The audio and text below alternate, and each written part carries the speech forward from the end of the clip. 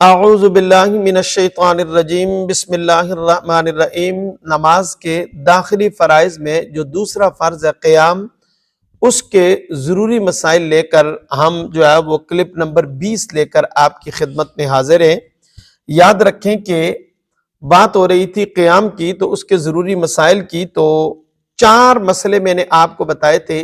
5واں مسئلہ آپ سنیں کہ اگر کوئی شخص کمزور ہے یا بیمار ہے لیکن دیوار کے ساتھ ٹیک لگا کر یا سٹک ہوتی ہے جو، اس کے ساتھ ٹیک لگا کر وہ کھڑا ہو سکتا ہے، تو فقہا فرماتے ہیں کہ فرض ہے کہ وہ ٹیک لگا کر وہ کھڑے ہو کر وہ نماز پڑھے۔ غنیہ کے اندر اور فتاوی رضویہ کے اندر یہ بات وہ موجود ہے۔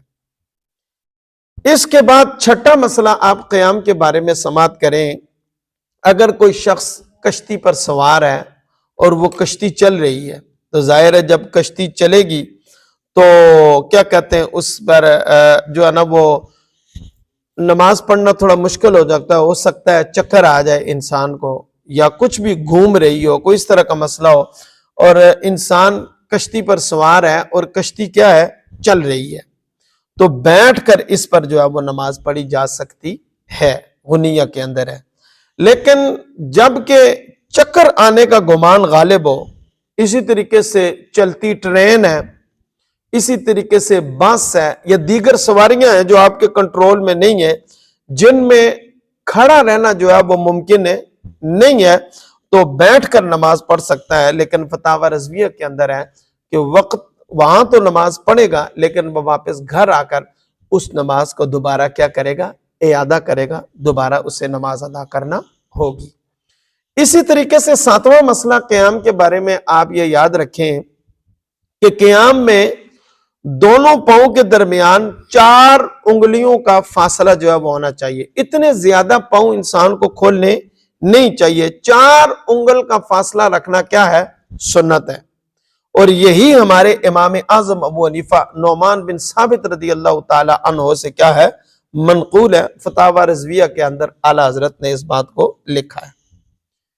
اس کے بعد قیام کا 8واں مسئلہ یہ ہے کہ قیام میں تھوڑی دیر ایک پاؤں پر کھڑا ہونا اور تھوڑی دیر دوسرے پاؤں پر وزن رکھنا، کھڑا ہونا، یہ بھی کیا ہے، سنت ہے۔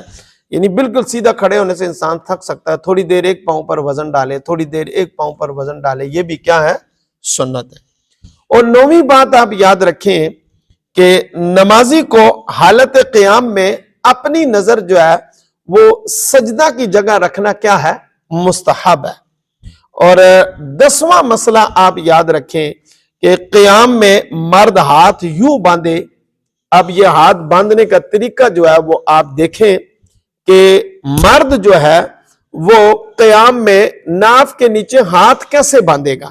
یاد رکھیں ناف کے نیچے دائیں ہاتھ کی جو ہتھیلی ہے بائیں ہاتھ کی کلائی کے جوڑ پر رکھے، اور چھنگلیاں اور انگوٹھے، یہ چھنگلی انگلی اور یہ انگوٹھا، اس کی کلائی کے ارد گرد حلقہ کی شکل میں رکھے یوں، ٹھیک، اور بیچ کی 3 انگلیوں کو بائیں ہاتھ کی جو کلائی ہے اس کی پشت پر بچھا دے یوں کر کے۔ آپ دیکھ رہے ہیں یہ ناف کے نیچے ہاتھ وہ یوں باندھے جاتے ہیں۔ عورت بائیں ہتھیلی عورت ہوگی وہ بائیں ہتھیلی سینہ پر، پستان یعنی چھاتی کے نیچے رکھ کر اس کی پشت وہ دائنی ہتھیلی پر وہ رکھے گی۔ یہ فتاوی رضویہ کے اندر ہے۔ تو اس طریقے سے وہ ہاتھ باندھنے کا کیا ہے، طریقہ ہے۔ اسی طریقے سے ایک اور مسئلہ سن لیں۔ 11واں مسئلہ آپ یہ یاد رکھیں کہ کوئی بندہ کھڑے ہو کر پڑھنے کی قدرت رکھتا ہے، کھڑے ہو کر پڑھنے کی کیا رکھتا ہے، قدرت رکھتا ہے، طاقت رکھتا ہے، جب بھی قدرت رکھتا ہے، جب بھی نماز نفل بیٹھ کر پڑھ سکتا ہے، لیکن قدرت رکھتا ہے، لیکن نفل کیا ہے، بیٹھ کر کیا کر سکتا ہے، پڑھ سکتا ہے، مگر کھڑے ہو کر پڑھنا نفل بھی کیا ہے، افضل ہے۔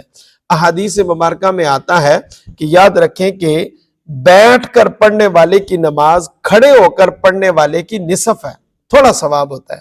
اگر ہاں کسی عذر کی وجہ سے انسان کا دل ہے کہ میں کھڑے ہو کر نماز پڑھوں، لیکن وہ کسی عذر ہے، ریزن ہے، وجہ اس کی وجہ سے وہ بیٹھ کر نماز پڑھے تو ثواب میں کمی نہیں ہوگی۔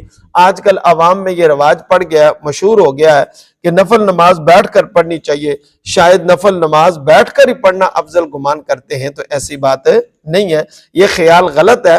نفل نماز کھڑے ہو کر پڑھنا زیادہ افضل ہے اور کھڑے ہو کر پڑھنے میں دگنا ثواب ہے۔ البتہ اگر بغیر کسی عذر کے بھی نفل نماز بیٹھ کر پڑھی تو نماز بلا کراہت جو ہے وہ آپ کی جائز ہے، ہو جائے گی، مگر ثواب آدھا ہوگا انشاءاللہ العزیز۔